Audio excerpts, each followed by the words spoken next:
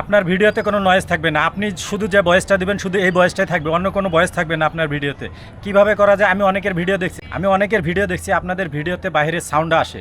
আজকের এই ভিডিও দেখার পরে আপনার ভিডিওতে কোনো সাউন্ড আসবে না, বাইরে কোনো নয়েজ আসবে না।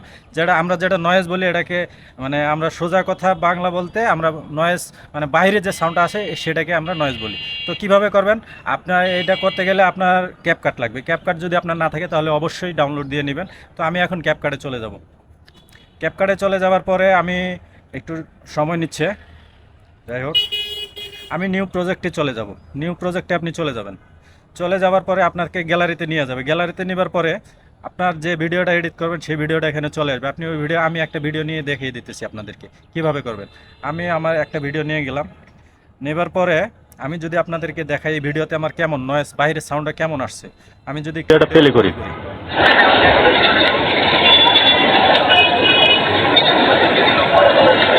এটা বাইরের সাউন্ড সহ।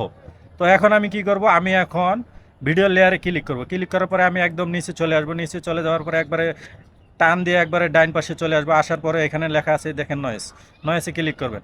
নয়েসে ক্লিক করার পরে আপনি এখানে অফ করা থাকে, এটা আপনি অন করে দিবেন। অন করে দেওয়ার পরে এখন দেখেন এখানে তেমন কোনো সাউন্ড থাকবে না। তো আপনারা অনেকে আছেন যারা ক্যাপকাট দিয়ে ভিডিও তৈরি করেন, অনেকে জানেন না। তো এইভাবে এডিটগুলো করবেন, তাহলে আপনার ভিডিওতে কোনো সাউন্ড আসবে না। তো ভিডিওটা যদি ভালো লাগে তাহলে অবশ্যই একটা শেয়ার করে দিবেন। ভালো থাকবেন, আসসালামু আলাইকুম।